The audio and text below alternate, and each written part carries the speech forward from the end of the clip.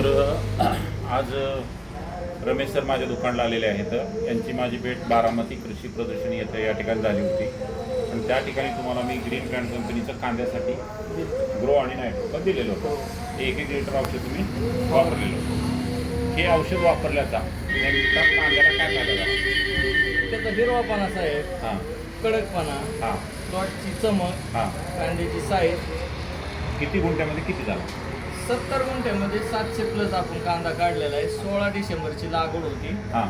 तर तो 1 एप्रिलला काढणी केली आपण. त्याची फवारणी आपण एकदा केली का दोनदा? दोनदा केली. दोन वेळेस केली. 15-15 दिवसाच्या फरकाने दोनदा केली.